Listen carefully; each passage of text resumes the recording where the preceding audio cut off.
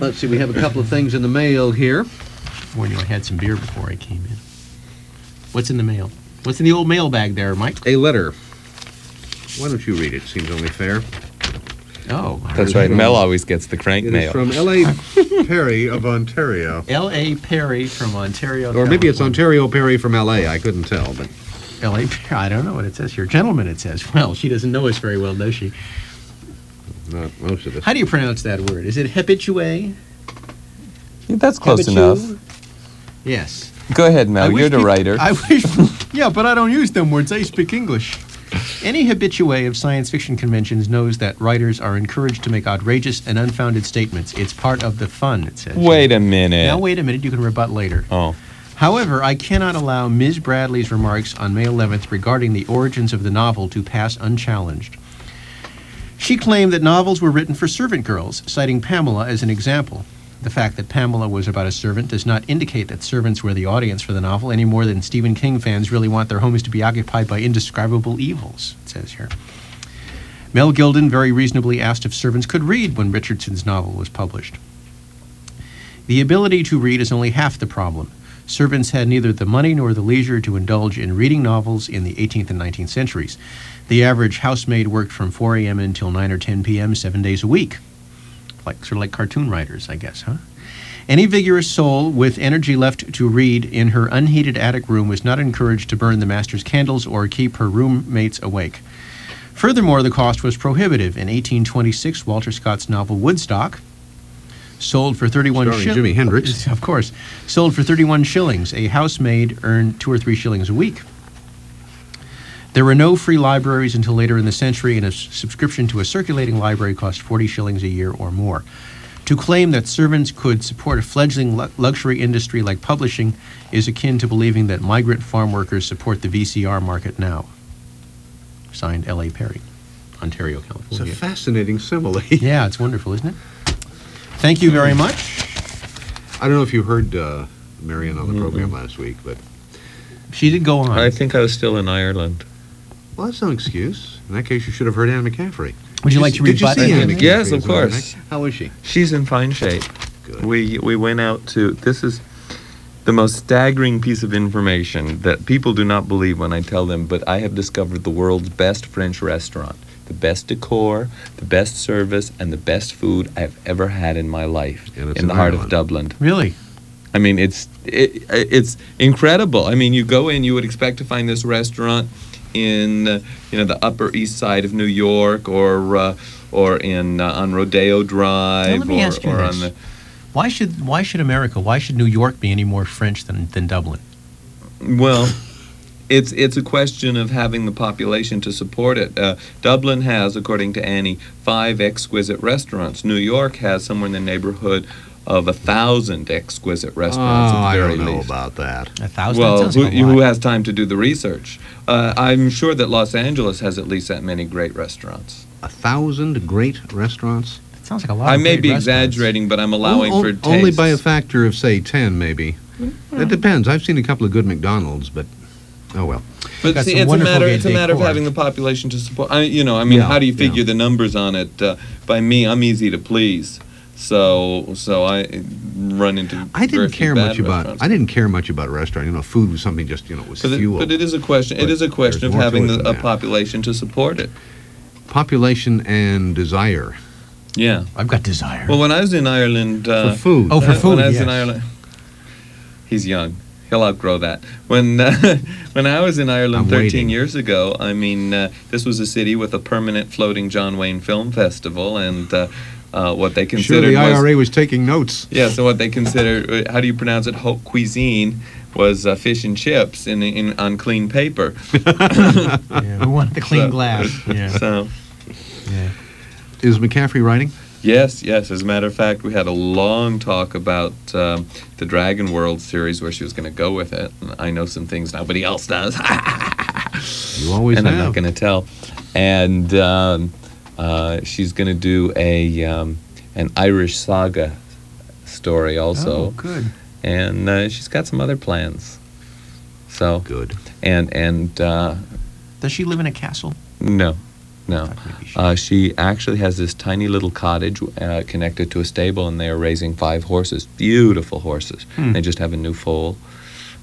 We went to an open horse party ourselves last week down at Palos Verdes. An open horse party? I don't want to hear about it. That was what the host called it. Yes, where he unveiled a new. Don't you foal. ever knock my puns again. All I can think of is that shot in Police Academy. So, Haven't seen Police Academy.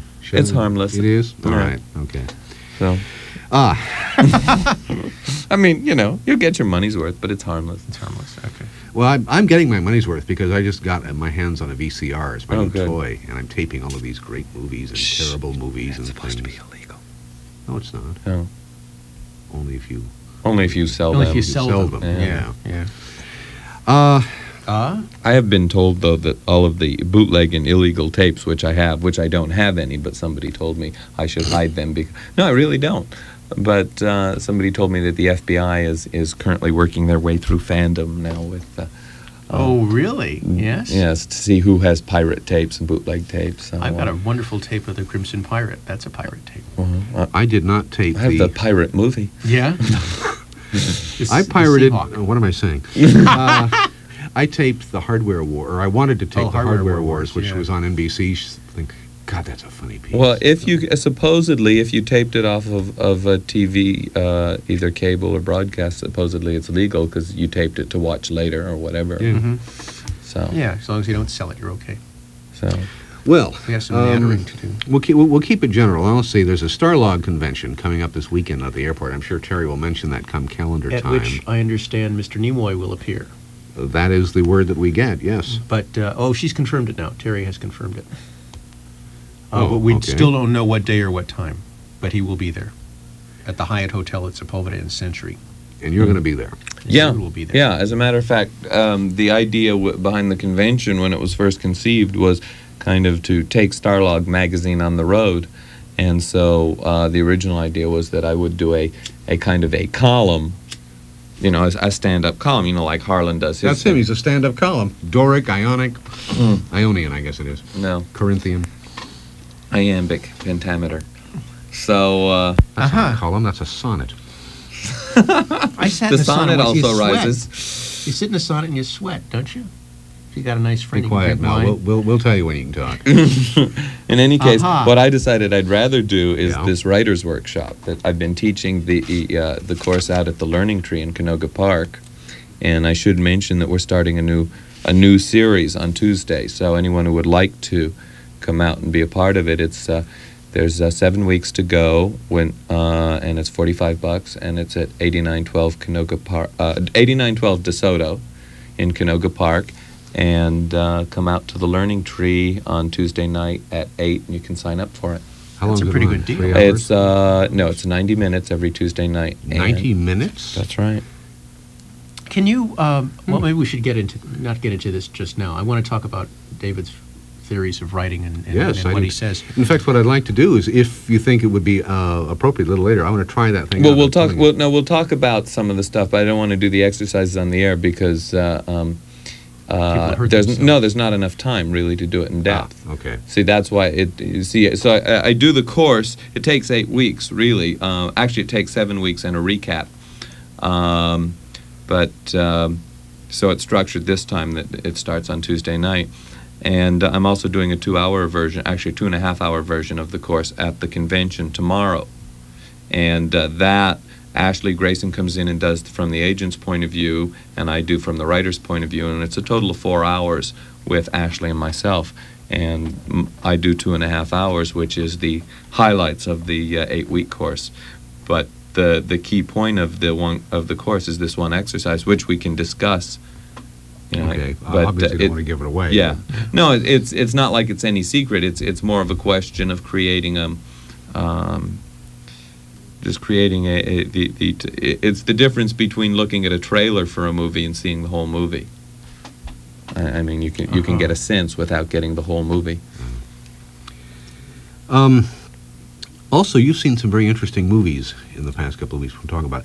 I do not want to talk about the Indiana Jones because we're going to save that for next week. I haven't seen it yet. You haven't? I was in England the night. I had two tickets to see it, and I was in England. Oh. I came home, boy. opened the envelope, and here was the 2 tickets. God, I had to go to England when I could have been seeing Indiana Jones in the Temple of Doom. When you see it, you may wonder about that. There's not such a terrible trade-off as you might think. Oh. Well, never mind. I don't. Well, you'll talk about it. Yeah. So you've seen some others, though. I've seen Gremlins, and of course Star Trek 3. Oh, you've seen it already? Yeah, Oh. I've seen Trek 3 twice. That's What a Trek guy. 6. That's and I've seen the most remarkable 20-minute, or it felt like 20 minutes, maybe it wasn't, trailer on Buckaroo Banzai, and they should be showing that at the Starlog Convention over the weekend too. What is Buckaroo Banzai? It is probably going to be the sleeper of the year. It's scheduled for an August release, and it is this weird-looking film that makes absolutely no sense at all in the trailers. John Lithgow is in it, and Jeff Goldblum is in it, and in the trailer and John Lithgow is this mad scientist, and you can't quite understand what he's doing. And in one scene, Jeff Goldblum is turning to someone else and explaining, so you see, the Martians really did land in 1938, and Orson Welles in New Jersey, and Orson Welles really did broadcast the truth, but when they took over his mind, they had him say it was all an April Fool's joke. Aha. See, and you're going, see, and that's just where the picture begins. I see. So it's this really wacky looking picture. So Buckaroo Banzai. Well, it's certainly a title to conjure with. yeah, people who have any connection with it are just walking around kind of glassy-eyed. So. John Lithgow had so much fun with it that on the set of 2010 he has refused to take off his Buckaroo Banzai jacket. He's not wearing a 2010 jacket, he's wearing a Buckaroo Banzai jacket. I would guess his 2010 role is a much more serious piece of acting. Yeah, I think Yes. that's a safe guess. Yeah, there's Yeah. no Martians in it. There's no who knows? Mm. There's other things. Yeah. So did you want to talk about those movies now, or did you A want little bit. I want to natter first. You want to natter? I have some small amounts of nattering that I want to do. Natter away. Do you want me to set the timer? No, it's okay. Actually, I have some important announcements that perhaps Terry doesn't have.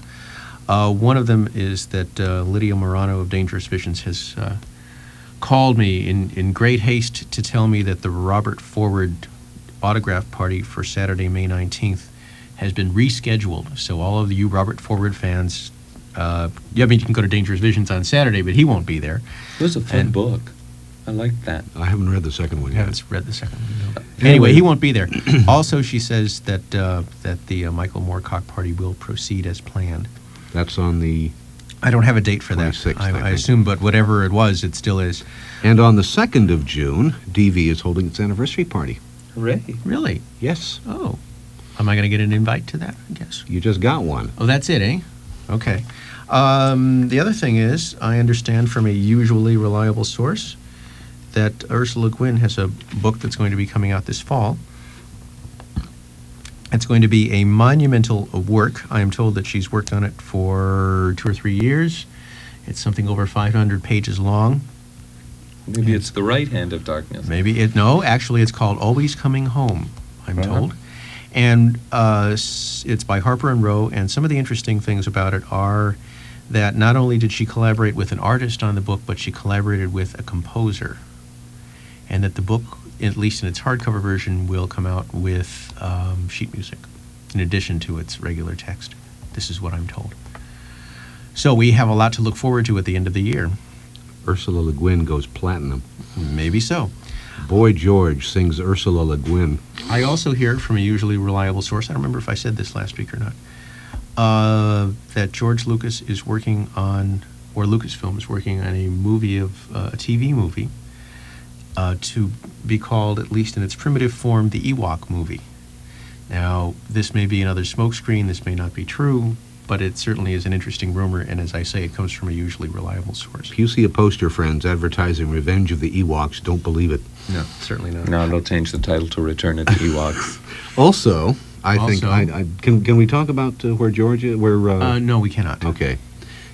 Keep your eyes on Lucasland, that's all I will say. Yes, you can say that. Wow. And Saturday morning. Anyway, should I read some of Keep your these? eyes These on are funny Saturday things. morning. Those are funny things? Some of these are funny things. Oh, those are the shows that Yeah, didn't make it? the Howard Rosenberg refreshingly new unserious series. These are Howard Later, Rosenberg I will. has invented some shows that he thinks are going to be on next fall. Some of them are. One of them is called Teeny Weenies, new from Chuck Barris, who each week locates people shaped like weenies, brings them into the studio, and ridicules them. Are you going to be on that one? Mel? Yes, I'm shaped like a weenie, indeed. Let's see. There's one called Fool, Sure. Mel Gets Mail is Ace. saying that you may already be a weenie. and I am. A spin-off from the A-Team with Mr. T playing a florist whose tough exterior hides a brutal interior. Finder like of it. Dumb People, Telly Savalas returns to TV as Steve McSteve, who makes a career of locating those who wander off and aren't smart enough to find their way back. Alternate title, Who Finds You, Baby? Let's see. Funny things happen to people who don't expect funny things to happen to them. An outrageous new series featuring the unexpected. An example. A researcher is nearing an important medical breakthrough when clowns rush in and destroy his research. Also, a famous actor is Must have been surprised the moral in majority. Based in on the- government files. I think so. Also, a famous actor is surprised in the act of walking his dog. Snooky Snickens. I've seen that show. The fun never stops as a little girl is forever being ridiculed about her silly name, and rightfully so. Let's see here. That sounds as good as Kim, starring Gary Coleman. There's some wonderful things here. There's a program called Michael Jackson, a series full of surprises. The biggest is that the title, which has no bearing on the series, but is expected to draw many viewers. He's been doing such a good job on the radio on KABC. I'm glad he's really getting known. Let's see. The Young Morticians. Let's see. But Why is an exciting new primetime game show where investigators each week locate forgotten celebrities. Have they and got the studio the- audience tries to guess why they bothered. Has he noted that Waiting for Godot is being turned into a TV series? No, it doesn't say anything about starring, Waiting for Godot. Starring Jerry Lewis and Gary Coleman. And Gary Coleman, Yeah. Waiting for Godot. And who plays the tree? Let's see. Jerry Lewis. Here. Big Mike and Bozo. Two real dumb guys do real funny things. And then there's a series of things. One called Skateboard Hawk. Yeah. And then there's Cowboy Hawk. It goes How on about and on. Hawk? Hawk? Who every month to keep the Clears plot his alive. throat. Just to give you an idea, Skateboard Hawk pawns himself. is about a kid with a computerized skateboard is recruited by the federal government to become a secret agent. But there's another one called Good Morning Vladivostok, which it says here is cultural. Anyway, that's Howard Rosenberg is a bitter man. Yeah, Funny, but funny, bitter. funny, Watching too funny much and television. bitter. I think It'll so. do it to you. And, Yeah. although there's a So- funny line in Gremlin. Well, I don't want to give anything away. No, don't give anything away. We don't give anything away on this program. That's why we pitch all the time. Go ahead, Mike. Where's Terry? Is Terry going to do the news? Terry or will be what? down to do the calendar. Momentarily. And momentarily. Well, what- Momentarily? never could say What could we that. chit-chat about while we wait? Solomon Short. What about Solomon Short? Oh, I forgot to bring you. You forgot that. to bring I'm him. sorry. When I was talking to David to book him for the show, and Book him, Dano. fingerprint him, and he'll be mugged after he Should leaves take me the to studio. Hawaii. You can book me anytime. You're talking about Never mind, Solomon I'll take my Short. own book. I love those aphorisms. They're very fun. And you were telling me that you killed him off. Yes, in the about late last summer, I think it was, when Matter for Men came out. I realized, well, we had taken all the aphorisms out of the book. They were actually chapter headings, and David Hartwell had suggested we take them out of the book because they were just too much like Lazarus Long. And he says you do this, and people will think you're being too much like Heinlein. And I said, I don't want anyone to make that Oh, comparison. perish forbid. Yeah. Perish forbid. So I took them out and printed them in Starlog with the note that Solomon Short had died because he'd been cut out of the novel he'd been created for. So this was the death of Solomon Short. Mhm. That didn't stop me from writing more aphorisms, though. So what happened this month in Starlog was that we sent an expedition to the Short planet, or we noticed that his short light was still on when we lowered the casket lid, or he really hadn't, been killed when the milk truck hit him. He had only broken his paw, that kind of stuff. And he came back with a blue glow matted in around him, and death being just another stage on your way to enlightenment. And without giving anything away, of course, about any other movies that are coming out this summer. So we did, I guess there's about 30 or 40 new aphorisms by Solomon Short. And of course, my favorite is, it's not even a Solomon Short, it's just when I graduated from school, I had a choice between working for a living or starving to death. As a writer, I can do both. For some reason, you just reminded me of an aphorism. I don't know who said it first, and this will only make sense to people who have ridden subways in New York or London or Paris or Moscow. Death is like suddenly realizing you've just missed your subway stop.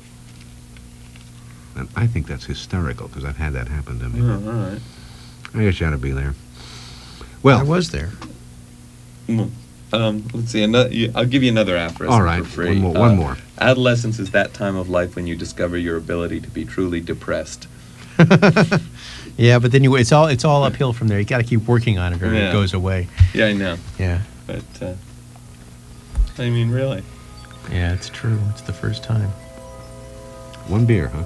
Just one. This one was good too. It was Michelob Classic Dark. Oh, I got spoiled when I was in England. They kept taking me out to the pubs to Introduce you to lager and lime. Oh, I've already had that stuff. But it was like, a lot of the pubs over there brew their own beer now. Well, Really? not a lot of them, but the ones that we went to brew their own beer. And we went to one place called the Fox and Firkin in London, which sells T-shirts that say, "For Fox's sake, get me a Firkin beer." But, really, I'm not making this up. They also have the Goose and Firkin, and the Phoenix and Firkin, and the Pheasant and Firkin. I have a bear bodkin at home. But that's another story. Keep it covered, would you please? That's right. Yeah. Beer vodka. In any case, we had great fun with they drink the beer warm over there, but it's just delicious. No, it's wonderful, and it comes in big glasses. Did you throw darts? Yes, it does. No, what for? I came to drink the beer. Oh, you came to drink the beer. Why would you want to throw darts? Excuse me. We'll talk more about his trip to England, and he'll show the slides while calendar is on, and when we come back, we'll think of something else. Terry, it's all yours. Take us out of this alcoholic haze. No.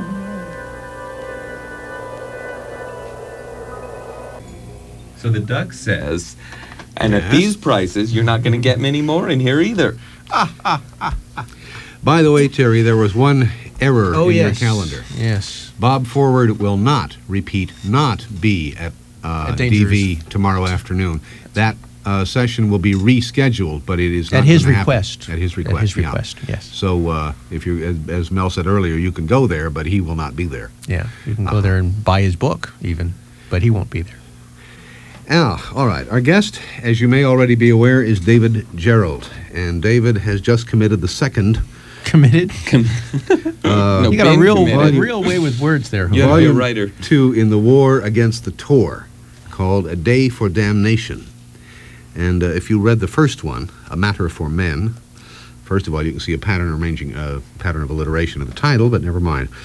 A Day for Damnation is more about the worms and some new things which happen as well, and it's a good book. I liked it. Thank you for writing it.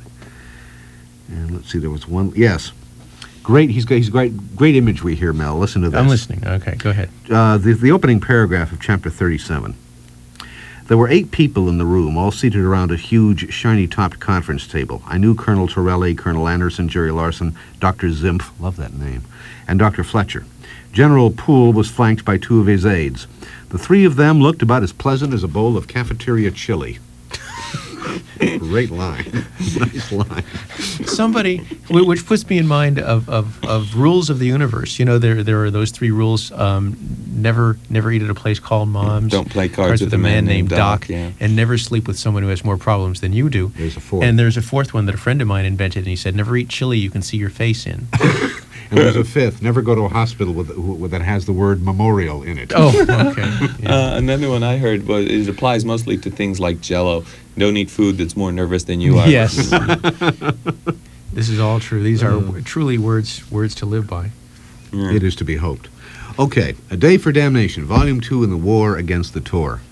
Where the hell are you going with this, Gerald? I mean, Guy can't tell you, then you won't. you raise more questions in this book than you answered in the first one. Right, and in book 3, I'm going to raise a whole bunch more questions. In book 4, You're going to pay everything off? No, but I'm going to 300 pay pages off of exposition? 90% of it and leave you with one hell of a cliffhanger in book 4. Then I'm going to wait 2 years and do book 5. 5, right?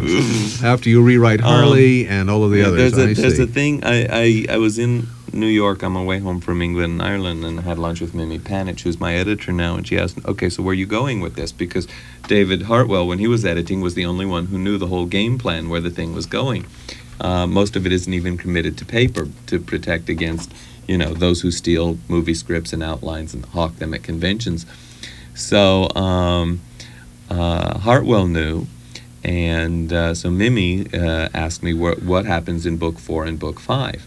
And I told her basically what the incidents were and how things paid off and everything. And she goes, "Oh, I'm so glad."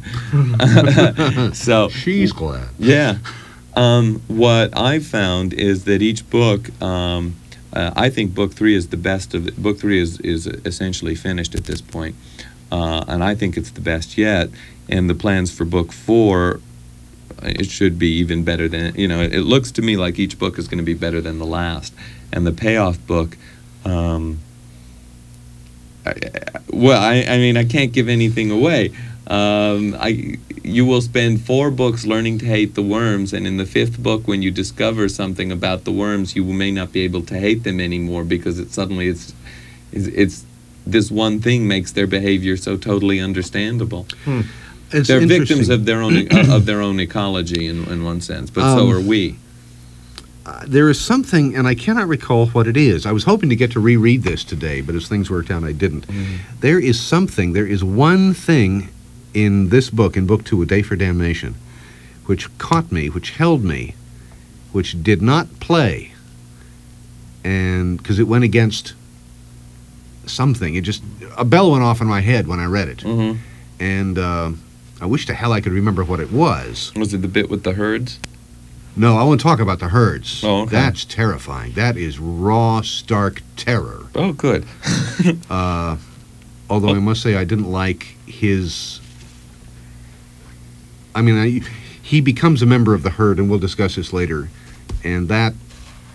There's a thing in that we should explain for people who are listening. There's a thing in the book is that what has happened in book 1 is that massive plagues have decimated the human race, and there's been dreadful emotional and psychological effects, and that some of the walking wounded are just walking around in these great mass herds of humanity where they've given up their intelligence to just be a herd.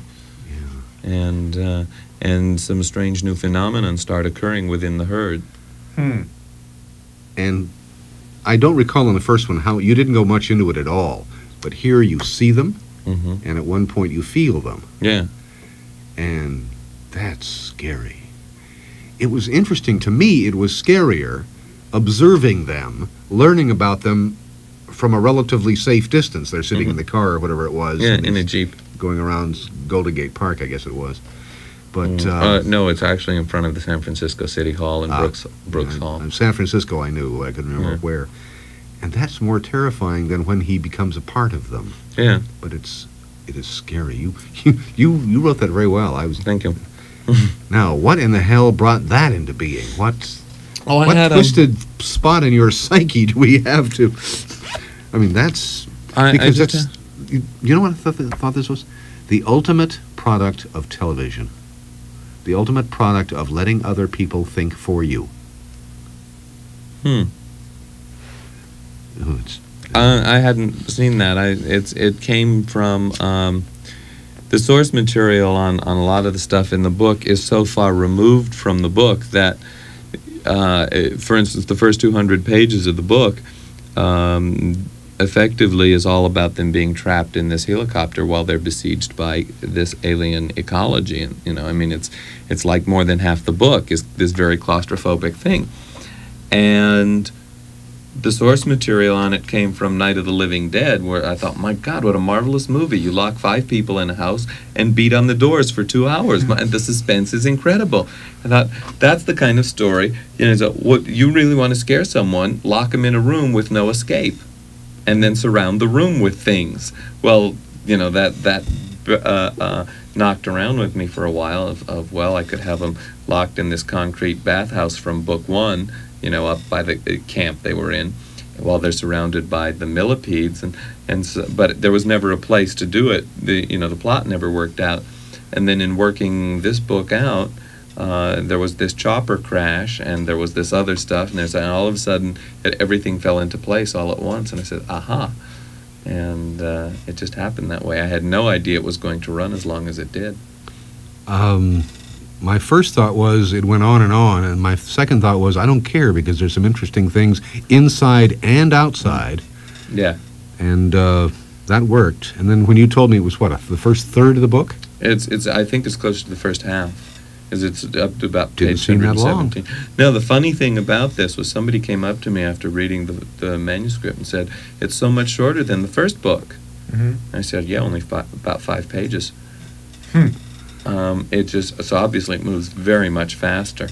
I gave a copy of it to Annie McCaffrey in Ireland, and she handed me a copy of Bruce Hewitt's Bridge of Birds, which is the best fantasy novel I've ever read in my life. And so I was reading Bridge of Birds, and she was reading A Day for Damnation. We both finished within 2 minutes of each other, because they're both one-sitting books. And I'm babbling, this is terrific, and she looks up at me. She doesn't even bother to say if she likes the book or not. She says, this isn't fair. When do I get to see book 3? Yes. Which is, that's the greatest compliment you can have on a series. People don't tell you that they like the book. They just say, when's the next one out? I'm very excited about it, because the advance interest in it is I can hardly wait to see what the reaction of the audience is. When you sit down to write sections of this work, War Against the Tor, do you think about anything except the writing? For instance, there are some people who will sit down and compose their Nebula or Hugo award-winning speech after they have written a particularly good paragraph. I admit to speculating on what I would say if anyone ever handed me a trophy, but the fact of the matter is when I sit down and write, I know that what happens is, if I'm in the way, it isn't very good. If I disappear and all that's left is the work. And I got to say that again, because some people might have missed it. See, if I'm in the way, then the work's not very good. But if I disappear, all that's left is the work. See, that's when I know I'm 100% involved in the work. But at the same time, you have to take your ego out of the That's exactly out of the process. You have to retain some of the ideas that you had as to where this has to go. Oh, well, that's part of the work. When I say the work, it's the direction of where I'm going is always there. It's just it's a thing of the rescue chapter, for example, in the book, where they finally do get rescued from the helicopter.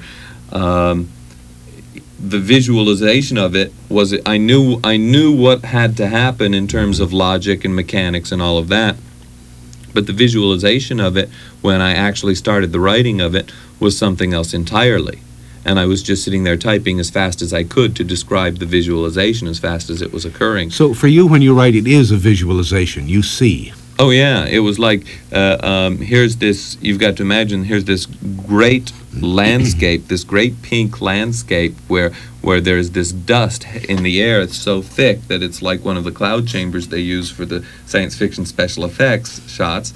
And what comes floating out of the sky is a blimp with lights on its side, with the advertising lights. And of course it's a commercial blimp that has been pressed into rescue service, so it's got messages flashing on the side. The pilot is a bit of a kidder, so he's Oregon Air Lumber rescues Army, and he's got that kind of stuff. And all these searchlights flashing every which way. So this thing is, but because there's so much haze in the air, you don't see it as a blimp. You just see it as a source of lights, and it's suddenly like something out of Close Encounters or the blimp from Blade Runner. And it was, those were the visual source things, is what it might look like. And then I went and extrapolated beyond that. And visually, I got this image of this angel floating in this pink sky. Which is, I guess, what it would look like. Do you find that, so what's going on is that you're your subconscious is doing most of the writing, and your preconscious, the stuff in front, is doing organizing, or is that No. that's not No, right. actually, what you've hit on is what happens in my writer's workshop is that I was talking about earlier. Is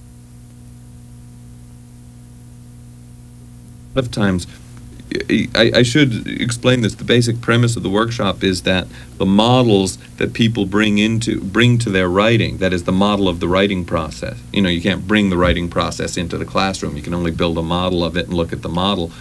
But the model that people have of the writing process, like, I have to starve to be successful because if I get commercial, obviously I've sold out, that one. And Better selling out than working at the May Company, trust me. But people bring these models into their typing, into their workspace that keep them from producing results. So what we do in the workshop is we start off by looking at the things that you believe about writing that absolutely defeat you. For instance? The sentence, "I want to be a writer," is an absolute stop. Yes? Sure. Because why would you want to be a writer? Why would anybody want to be a writer? Well, no, because you would only want something if you don't have it. So when you say, "I want to be a writer," you're really reminding yourself you're not a writer. So you're functioning as if you're alienated from your craft already. You're defeated before you start. There's another thing there that phrase brings up, and that is the passive versus the active. Yeah. The proper thing is, "I want to write." Yes, of course. I'm not talking about grammar here. No, I'm talking I know. about desire. Yeah, I know. Well, we carry it beyond the classroom. We just wave a magic wand and say, "You are all writers right now." All right. I've been waiting for that one. And, I mean, it's really very easy because every great writer was once a beginner. This is the part of your career where you're at the beginning. And we then, we give everybody the assumption that they can write. And then we look and see what that produces. Do you think that's is true? that a valuable assumption? Is that a valid assumption? Are there? Do you think you can sit down at a typewriter and write if you believe you can't? No. No. But I don't think that people can't, even though they believe they can. Well, there's only one way to find out, and that's by starting out. The fact of the matter is every human being on the planet has the ability to imagine, and they also have the ability to communicate. How polished those abilities are is something else entirely. So we work on that.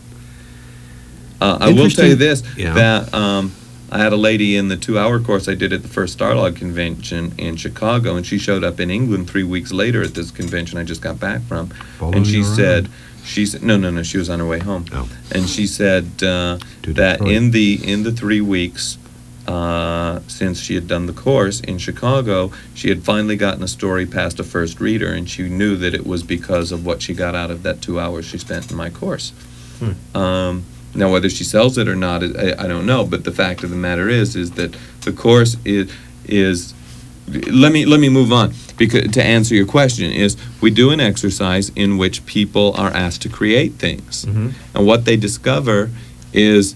Yeah, and the way that works is you close your eyes and I read off a list of instructions and people imagine things, and what they discover about creation is that it is merely a matter of asking yourself questions. What does this person look like? And if you don't get a clear image, that means you don't know. So it is a question of asking more and more precise questions of yourself and letting your mind come up with the answers. So rather than struggle and effort. Letting your mind, I think maybe that's the key. Allowing yourself to imagine things. As opposed to forcing yourself. Yeah. So by the time we finish the course, people find that a lot of what they thought they had to effort and struggle with, a lot of what they had to fight with, comes very, very easy. It is what Ted Sturgeon said. It's asking the question. And what we train them to do in the course is to ask themselves the question. There's this one very powerful process where I had everybody's close their eyes, and I had them create a character from the book they wanted to write, including, and I had one published author in there, actually several published authors in this last session. And what was most interesting was he was sort of stuck on the novel he was working on, and I asked very detailed questions. How tall is your character? What kind of education, etc. What jewelry is he wearing? What's the belt this character is wearing? And it takes about a half hour to ask all of these questions. And when the exercise is over, people open their eyes and they tell what they imagined. And this guy just was staggered. He said, I never ever thought about my character's education or past or childhood or any of that. And one of the things I asked, one of the questions was, what does your character have to say to you? Shut up for a minute and let your character talk to you. What is your character? Well, and then I let them ask questions of their characters, and the character answers in their own mind. And of course, I don't know what's going on inside their heads, but people tell me they get these incredible things. And I know when I've done the exercise for myself, incredible things happen between me and my characters. No. But you need to be willing to play this game. This is one of the things that Ursula Le Guin talks about in somewhere. Is it The Language of Night? I don't remember. Anyway, she talks about there being different kinds of writers, and in particular two large divisions. One that writes an encyclopedia before they start, and the other one that finds out about their characters and their planet as they go along. And it sounds to me as if you are the former kind, and are perhaps imposing that on your students. No, I am not. As a matter of fact, I tend much more to the latter kind of asking questions of your characters and letting them tell you. As you go along. Yeah. Oh, yeah. Very much. But I also talk about discipline in the course. We actually have the students keep statistics of how much they write per week, so that they have some measurement of what they're doing. There is homework, and there are things they're supposed to learn from the assignments. We don't talk about plotting and outlining as most people do, but we do talk about the essential thing that a story is about, the essential experience that people come to a story for. And the whole thing is to try and get away from what I call the Aristotelian model of writing, which to some extent is very analytical, and by that very analytical nature destroys people's enthusiasm for writing. Because the whole core experience of writing, and when we spend 90 minutes on this one alone, is your own enthusiasm for it. You know, you can't write unless you're enthusiastic about your story. See, like this 5-book series, The War Against the Tor. I mean, I am so enthusiastic about it. I mean, can you imagine sitting down and typing 750,000 words? Because that's what it's going to be at its final length. Hopefully in some sort of meaningful sequential order. Yeah. I mean, can you imagine the kind of commitment that takes? Well, I wouldn't do it. You know, you couldn't pay me enough to do it. I'm doing it because I love telling this story. This is the story I want to read more than any story in the world. This is the story I want to tell. I mean, if I don't tell this story, nobody else on the planet will know it. I'm the only one who knows it now. Right. So that's the kind of enthusiasm that you have to bring to writing. And so we spend a whole session just on, you know, we start by looking at what's this thing of inspiration. Well, the secret is, I can tell you the secret of inspiration in one word. It's enthusiasm for your own work. So there are these exercises and there are these things that you practice with, and there is homework. How much of this do you think sticks with the student, say, a month or two later? My experience so far is I was the first student of my own course. I still am a student of my own course. I do the course myself every time the students do it. And I've been doing it for about 4 years.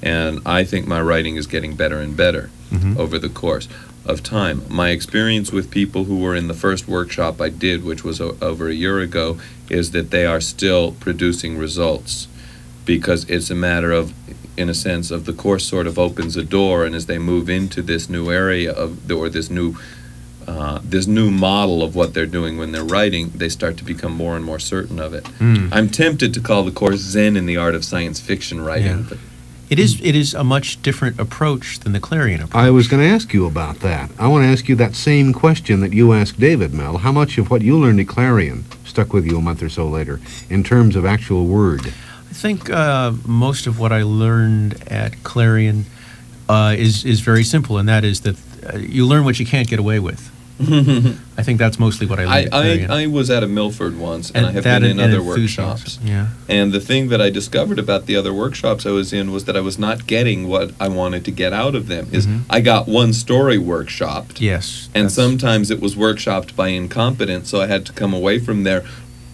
saying, I have to disregard half of what I was told here. I mean, because the whole notion of everybody fixing each other's stories says, well, you're not competent to fix your story, so I'll fix it for you, but I'm not competent to fix my story. I don't think that's a matter of competence. I think it's a matter of perspective. I think especially a person who's not very experienced, Well, but you hasn't got the perspective to stand back from a story and separate themselves But from the if story. he doesn't have any experience about his own work, which is the one place where he should be an expert, he sure isn't going to have the experience to talk about someone else's work. Let me say this. I came away from the workshops I've been in, and this is not a condemnation of workshops, because there are valuable ones. What I'm saying is I came away from the ones I was in knowing that I did not get what I wanted to get, which was closer to that experience, which we call mastery over the craft. So what you've done, just as you write books to tell a story. It's time to do a station ID. Well, go ahead, David. KPFK Los Angeles, 98.5. 90.7. 90.7. That's a phone number up there, David. Oh, is that? That's a phone number. It's 90.7 FM. Oh, 90.7. It's not up. It doesn't say it up there. You have to know that. Oh, I'm sorry, I didn't know that. Yeah. Okay. Anyway, you were saying. Part of the mastery of the craft of radio. Mastery of the craft. Just as you write books to tell I stories. love doing the station IDs. I want to come down and do your station IDs all the time. Put them on tape. Once an hour, 24 hours around the clock. Just as you write the books that you want to write, because you're the only one who knows the story and you want to share it, you have now constructed a workshop to your own specifications. In that sense, yeah. The course is not about what I know, because I don't know anything about writing. I've admitted it in public. It's about what you know about your writing, about the stories you want to tell. So the course is structured for you to discover what you can do at the typewriter, and not for you to learn what I do at the typewriter, but for you to learn what you do at the typewriter and polish your own strengths. Do you do any classical workshopping of individual stories? No. No. You don't think that's useful at all? I didn't say I don't think that's useful. That's not the purpose of this course. I have read the work of 3 of my students, and I've noticed a shift in what they've done. Is that before their writing had a stiffness to it or an analyticalness to it, and afterwards there's a freeness to the work, or they're more in touch with their experience, so that rather than saying he was scared, they say he had a tightness in his throat, there was a stiffness in his chest. In other words, they write more from a more visceral kind of prose, so you feel the experience rather than being told something, you experience it. So there's a more intenseness in the writing of the students after, and this is not. I have to be honest about it. I can't generalize yet because I haven't done the workshop with thousands of students. But my experience with those who I have done it with is that the work I have seen is more readable because it's more interesting. There's something in it that's more interesting. Could you write a book boiling down your method and presenting it to a student and buy in the store, or do you think I'm doing that. Well, I'm taping all the sessions, and I am boiling down the material. It sounds to me as if there's a certain amount of interactivity. I mean, there is. I mean, how can the book ask the question about the character that you ask? How tall is he? Well, it can ask because the answer doesn't matter. No, I understand that, but I mean, is part of the book will be lists of questions? Then? Oh yeah, it would be very simple. I could do that by doing it as a questionnaire. Yeah. No, it just seems to me that many of the questions that you ask would be the result of the answer that you get. They'd be interactive. You'd almost have to put it on a computer program.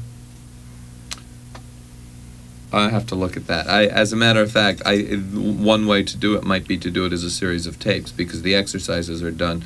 You close your eyes and you allow yourself to visualize the answers to certain questions that are asked. So a lot of it is interior then. A lot of it you never hear at all. You don't hear the answers frequently. Right. Not until after the exercise is complete, and then I say, okay, who wants to tell me what happened, and who wants to share. And what'll happen is actually the first time I ever did this, I was asked to do a talk for the Gifted Children's Society. So we had about 20 gifted kids, Well, right then and there, I knew that they had 20 times the brain power I did, so I figured let's have them do the writing, and so I had them close their eyes and imagine a hero and imagine a villain and imagine what would happen if they were in the same room together, which is basically all that writing is put 2 people in a room and watch to see what happens. And then I asked the kids what happened, and the kids created great villains and great monsters and terrific heroes and terrific battles, and every single one was different. Let me ask you, this may be an unfair question, and if it is, I'm sure you'll let me know. Going back to your first great triumph, the Tribbles story, Oh, that was my first grade triumph? That I I thought it was recall. losing my virginity before the age of 30. Well, that was a Writing great is your triumph. first- well, in writing. In writing. in Oh, writing. okay. Not your personal life, although writing is certainly part of writer's personal life. Okay, anyway. Okay, anyway. Enough with the jokes. Looking back at that, and obviously it was a good piece of work because it's, as you say, constantly voted the most popular Star Trek episode, the most popular episode of any television People tell show me that, ever. yeah. Okay, whatever it is, this is what people tell you. It's one that people remember, certainly. Knowing what you know now about writing, if you were going to write that episode again, I mean, I realize we've already done it, you've already said it, but if you were going to go back and edit yourself as of 20 years ago, how would you make? What would you make? What changes would you make? Well, it's funny because I have to tell you the experience of writing Trouble with Tribbles was the most enthusiastic writing experience of my entire life. Mm-hmm.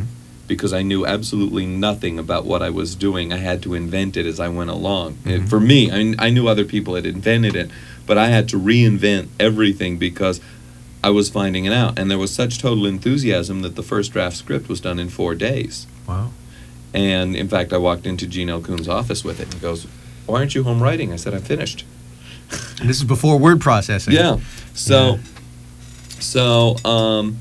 to now go back and do the script, of course, there is this thing of 17 years of experience and everything I quote, quote unquote, about writing would get in the way. Would get in the way, meaning Because you would deliberately structure things to produce certain effects, and the enthusiasm wouldn't be there. For me to do I'll tell you, to look back at that script today, I wouldn't change a word of it. No, you think it's pretty good the way it is? So, well, there's a scene I'd tighten here and a thing there, but essentially I'd leave the structure alone. I'd leave most of the dialogue alone. Mm-hmm. Mm-hmm. Mm-hmm. But Have you written? I don't know. I should know this. Have you written a Star Trek novel? I did one called The Galactic Whirlpool. Is it published? Yeah, it was Yeah. published a couple years ago. Years ago. It's coming Is back it? in print next month.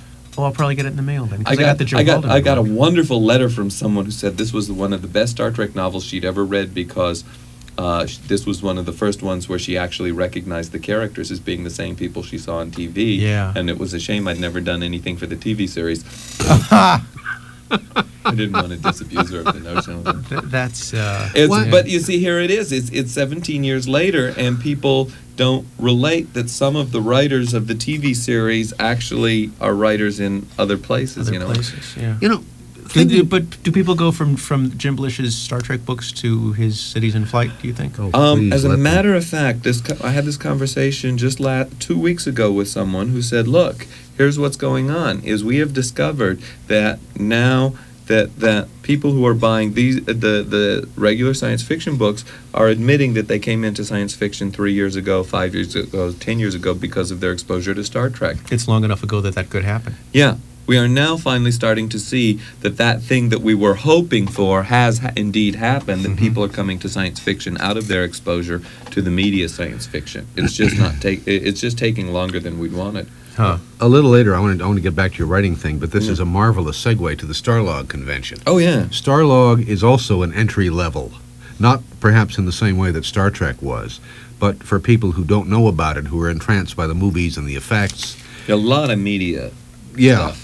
And they can come, they will go to the Starlog convention tomorrow. They'll talk to you and to Ashley and to we're Malloy going to have and some all of the kinds of others. people there who work in the industry, and there will be previews of. I'm sure there will be one of Buckaroo Banzai. There probably be one of The Last Starfighter. Definitely Temple of Doom. Frank Marshall, the producer, should be there. Oh, good. Probably there will be. They have this wonderful little film on the making of Gremlins. In fact, there's film presentations on almost everything. There'd probably be something from Trek 3. How do you take these kids and tell them that there is a universe of books waiting to be discovered? Well, what we've got is about 15 authors with mallets. And, oh no, Mallets of forethought, I knew it. No, seriously. Because that's the distinction. Getting them You don't have to onto the tell them. printed They know. page. They're not dummies. They're not dummies, but they're not necessarily the ones who read either.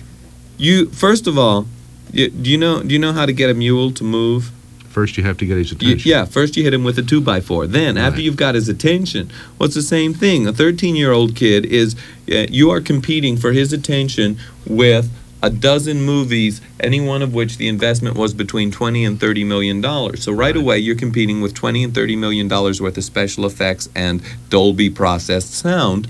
You know, the kid is being blasted out of his seat by thundering spaceships, and you're competing with that with something that you hope to inspire him merely by the power of the printed word. And is that the difference? I mean, you've got all those movies outnumbered. Is that the difference between the current 13-year-old kid and the 13-year-old kid as I was? Yeah, because I went right to books. Yeah, so did I. I mean, I was to me, going to the movies was a special event because there were very few science fiction movies. You know, yeah, most of them were awful. Yeah, so I mean, to get a House of Wax or a Them or Wonder of Wonders, Destination Moon, or When Worlds Collide. I mean, Forbidden Planet. I was in ecstasy. Yes. You know.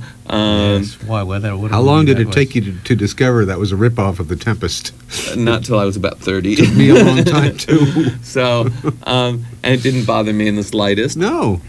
But the fact of the matter is that today, every summer, the kid has got between 10 and 20 major pictures to deal with. Yeah. And so, you know, even a 5-year-old has been exposed to Star Wars before he even knows how to read. Yeah. So the whole question of reading is, you would think that the books would not have a chance. What we've actually discovered is that science fiction has increased its market share from 1% 10 years ago to 12% these days. And this may be because there's only a certain number of times you can see Star Wars. And Star Wars. Do you know when it was on network TV, it pulled a lousy rating? It's not a TV movie. It's more than that. People are bored with it now. I mean, can you imagine being bored with Star Wars? But the fact of the matter is after we were through with cable and all the videotapes floating around, and I mean, they reached a point where you just Star Wars is on. Thanks a lot. Thank you very much.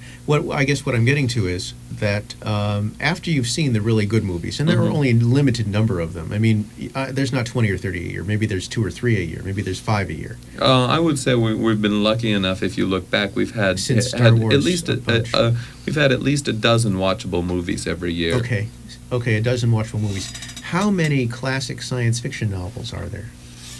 Hundreds, yeah. Hundreds since 1926, certainly. Yeah.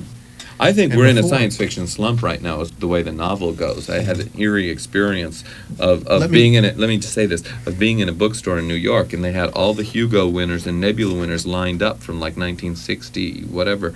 And you know, here's Stranger in a Strange Land, Moon is a Harsh Mistress, Starship Troopers, you know, all the Heinlein. And there's Left Hand of Darkness, Stand on Zanzibar, Dune, and you're looking at this stuff, and all of a sudden you get to the mid-70s and on into, and you see that the books are good, certainly worthy of being on the ballot, but they're no longer books of the same caliber where they shifted the whole way you looked at things. There were it's like they were giants 10 years ago, and you're looking at what's coming out now. You're saying, where's the impact? Where's the beef? Yeah. It's there. Yeah. The point that I was trying to make 10 minutes ago was that there's only so many movies, and then you have to go to books. You're forced to go to books because now you've got the taste for it. Well, you can read the novelization, you know. You go into the bookstores, there's a big dump that says, read the movie. So, all right, so you can read the movie, but still that's only another 12 books. Well, see, the Star Trek phenomenon is very interesting because what happens is every month there's another new Star Trek novel. And some of them are good books, too. Diane Duane's Wounded Sky is one of the best. There's a new Diane Duane Star Trek novel, either out or coming My out Enemy, soon. My Ally. My Ally. My Ally? It's Kirstie Alley. So Yes. anyway, but the point is those Star Trek novels coming out one a month, what you have there is you not only are keeping the audience alive for Star Trek, but you're also pulling them over to novels. So people who come to the Star Trek novels and find, you know, a couple good Diane Duane Star Trek novels might just wander over to Diane Duane's fantasies. Mm-hmm. I have this thought that people who read my Star Trek novel might pick up one of my other books. I think everybody who writes a Star Trek novel probably has all have that hope. That hope, yeah. But the new hope. Yeah. Mm-hmm. Let's get back to your writing thing for 1 second. Sure. Because something just hit me. This is very personal. You asked me before. It's empty. Uh-oh. Good boy. It's empty now. You asked me before, you made reference to a story I showed you, and you said what happened to it. What happened was I lost enthusiasm. I plotted it completely. I know exactly what's going to happen. I hit a scene which has to do with a party. Seen from the point of view, you should pardon the expression, of somebody who is blind.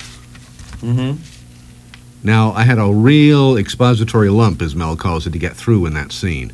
I didn't want to write it. I started it 3 times, 4 times, gave up 4 or 5 times, just said the hell with it, put it in my file.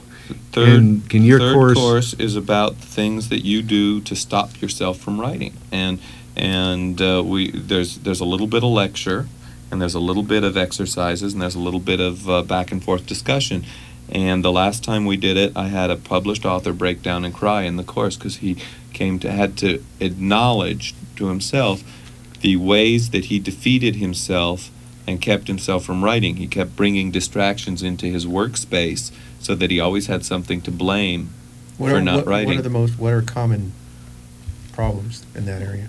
Oh, well, not keeping a clean workspace. Letting your desk get cluttered is one of the most obvious. Really? That way you can't write. You have letters to answer. You have this to do. You have that. A clean desk means a sick mind?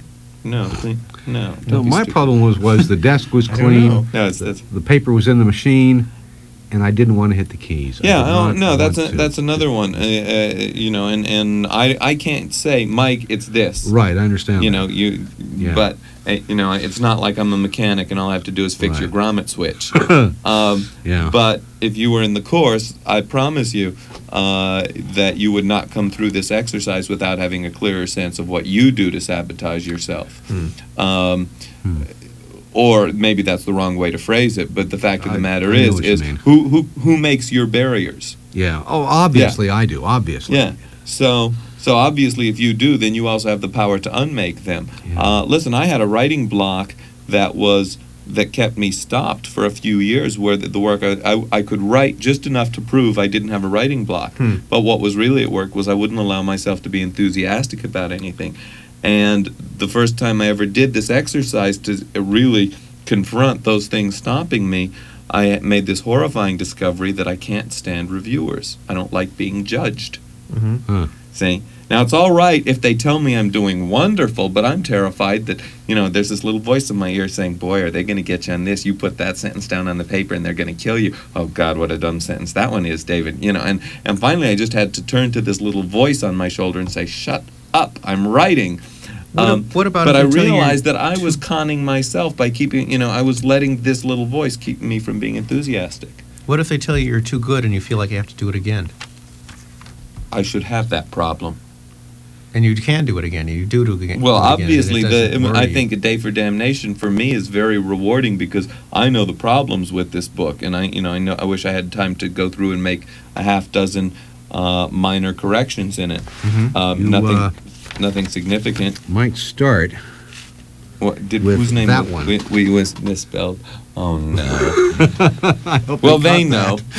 I don't know. I'll have to look on the. Because if that one gets through, you're going to be in serious difficulty. No, I won't. But no, there were some galley-proof corrections that did not get made. But the fact of the matter is, essentially, the story is better than the first book. It is. And so, for me to actually be able to do the second book in the series and the third, and see that the series gets better, is very rewarding. It means I'm not allowing myself to be stopped. You did this one first person, which you did not do in the first, as I recall. No, the first book was first person Was too. it? The whole series is first person. Third. Huh. I better go back and reread A Matter for Man. Okay, A Day for Damnation will be out when? It's out now. It's Say a matter what? of shipping. Uh-huh. It is in the pipeline. The bookstores will be putting it out as they receive it. I would expect that you would see copies in Dangerous Visions and Change of Hobbit within 2 weeks. Okay. It wouldn't hurt, I should say, to start calling in a couple weeks and see if they've got it. I will recommend this book, A Day for Damnation, the Volume 2 of The War Against the Tor by David Gerrold. And I can do so because it's one of those books that I ordinarily don't like that, or if I want to read it, I go back and read Heinlein in the original. But this book, as the first one, A Matter for Men, is very good, and I enjoyed it. And that's something I haven't been able to say about you. some of your books for a while, so thank you. Well, I haven't been writing books for a while. Yeah, But- think about it. The key to understanding it is this is the book I want to read the most. It's a collection of all the books I've always wanted to read. So All right, let's open the phones and see if some Okay. folks out there. If you have a question or comment for our guest, David Gerrold, give us a call. The number is 985-5735 or 985-KPFK. The area code is 213. One question before the phones. okay, and I have one thing I want to remind people. Okay, question one. It takes you, what, 6 months, 8 months to write this? Something like that. People That's read because it. everything's outlined. People read it in an hour. Do you ever sometimes wish it would take them longer? Simply because they can digest it If in somebody an hour can what it read, takes you if to somebody do. reads that in an hour, I know I hooked them totally. You know, I've gotten letters from people saying I read your book in one sitting. You know, and that's the greatest compliment you can ask for. In the smallest room in the would you house. rather have someone say to you, I read your book and it took me 2 weeks, it took me a month to finish? 4 years? Now, I do want to remind people, if anyone wants to be a part of the writer's workshop, it's at the Learning Tree, 8912 DeSoto in Canoga Park. Show up by 8 o'clock on Tuesday night. Okay, let's go to the phones. Line B is where we begin. Hour 25, you're on the air with David Gerrold. Yes, thank you. I just wanted to make a comment on what you were discussing earlier about how do young people today get past the sensory barrage of the films they're seeing and find books. Good. In 1968, when I was 11 years old, I saw 2001, and I liked it, but I didn't quite understand it, so the first thing I did was I got the novel by Arthur C. Clarke, and after that I read everything else by him which was available, which at that time was considerable, because they were reprinting everything to coincide with his novel, and from there I went on to other authors, and ever since then I've been off and running. That's pretty good. I hope you're typical. I'm afraid you're not, but I wish you were. Well, I don't think that I am quite typical, because there were other reasons perhaps for me. First of all, I had read before that, though not quite as much, and not science fiction, so I guess I was prepared in that aspect. Second of all, I, for some time before that, have been physically handicapped and for certain times bedridden, so reading was a very good thing for me to pick up. But I think I think that really one thing that may differentiate readers from non-readers really does not necessarily have to do with television or movies, and it's something which I don't really know can be explained in terms of some kind of innate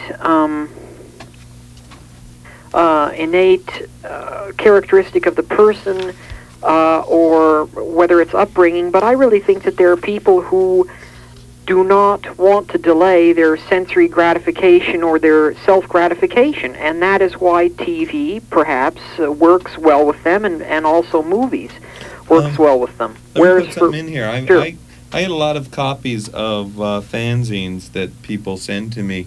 You know, I don't ask for them. They just, think that I'd be interested. And I am interested to look and see what's going on. And what I noticed that while even the media fanzines have a lot of reviews or commentaries on the various movies, they also have book review sections. So I have this sense that it's fashionable for us to make these noises that the movies are this dreadful monster that eat up people's reading time or discourage people from reading. I have this thought that perhaps the movies actually are encouraging people to go look for the books. I hope you're right. Well, I really hope do. so. Yeah. But I think that people who are really voracious readers, and they really do spend most of their free time on reading, they do so because they like the gratification, as it were, to be more prolonged, to be progressive and spread out. You can't I don't just... know what other people do for gratification. Okay. All right, thank you very much. One more thing we're going to call is another section of the book that just reminded me. Are you going to do something more with the body-changing business that you introduced here? With the telepathy core. Yeah, Yes. that looked like a throw-in for a moment. Well, Just cheap sex and thrills, but I hope you are going to do something more of it. 'cause as it's a nice matter of concept. fact, I don't make much use of it in book 3, but I intend to make more use of it in book 4 and 5. So Interesting. everything gets paid off. But 90%, you said. Huh? 90% gets paid Well, off. there's one thing I'm not paying off in the series because I may be tempted to do something later on with it. Okay, back to the phones. Hour 25, you're on the air. Okay, I have a question for David Gerrold. Sure. All right. On the subject of media fiction, Yeah. do you believe that it can serve as a pathway to the written science fiction area? It's been my experience that that's exactly what's happened. I know that there are people who come up to me at conventions and they say, I want to thank you. And I say, what for? And they say, because your 2 books about Star Trek were the very first books I ever read that had anything to do with science fiction. And from there I went on and started reading science fiction books. So it's been my experience that that is exactly the case. In that you're not, when you compare a movie of a science fiction movie as opposed to a science fiction book, they're kind of apples and oranges. They're not really competitive things. But well, the thing that I've noticed about science fiction film and television is that the media, the film science fiction is 30 years behind the written science fiction. The stuff they're doing on film, I mean, Star Wars is 1930s pulp fiction, and Close Right. Encounters was a 1950 Bradbury novel. You know, I mean, it was in terms of where it is in comparison to where the literature is. what is your opinion about novelizations? I don't know. I've been having this argument with somebody about novelizations for several weeks now because I won't name the author, but there's a lady who, I'll call her Pamela Puffin, who introduces herself as, hi, I'm Pamela Puffin, and I'm on the New York Times bestseller list. And it's with a novelization of somebody else's movie. And, it's annoying because she thinks that the novel is on the New York Times bestseller list because of her skill as a writer, not because it is a novelization of a very successful work. So it's annoying to me that on this level, it's annoying to me to see novelizations using up valuable book rack space. That every novelization takes up a pocket on the book rack that could have been filled with an original. That I think is to me the only negative aspect of novelizations. The positive aspect is that it gets kids in the habit of reading, and they go on to the other novels. Okay, thank you very much. On that subject, for Hour 25 SF TV, I did a review of James L. Caan's novelization of The Empire, Return of the Jedi. And I said it's a good novelization, and it will have achieved its purpose if somebody goes to a book rack and sees that Caan has written other books and picks that up. Whether, I guess the same thing obtains if it's Blish or Diane or Vonda or whomever. Yeah. It's the argument about novelizations is 30 years old, and I'm sure that we haven't seen the end of it. And I don't think it's not really a conversation I care to have because I really don't know yet. I don't know enough about. And I've done novelizations. I was going to say, would you? I did The Battle for the Planet of the Apes, and That's right. At the time it wasn't a lot of money, and there wasn't even there wasn't any compelling reason to do it because it was a dreary movie. But I thought, if they'll let me be an ape in the movie, I'll do it for the fun of being an ape. And they said yes, so I said, okay, I'll do the novelization. They later came back to me and said, we thought David did such a good job with that novelization, would he be interested in doing the other 2 movies that haven't been novelized? And there was not enough money in it to justify it, and my agent turned it down for me. Okay, let's see. D next, yes. KPFK, you're on the air. Hello. I called last week. This is Kim calling. Yes, Kim. I would like to know, Mr. Gerrold, if your writing workshop is genre-specific, and can you apply the same technique, say, if someone wanted to write a mystery? Yes. Well, the thing that kind of gets me, I figure one reason it's killed my writing is the fact that I have to be graded for it, and I'm in graduate school, and I want to write as little as possible. No. The only grade that writing is a pass-fail circumstance. The only grade that counts is the check that you take to the bank that says that some publisher was willing to pay for the privilege of bringing your work to the public. Well, the thing that kind of concerns me is when you were talking about visualizing your character. Now, it's kind of funny because I don't know exactly how one goes about doing it because I don't have 20/20 vision, and I don't know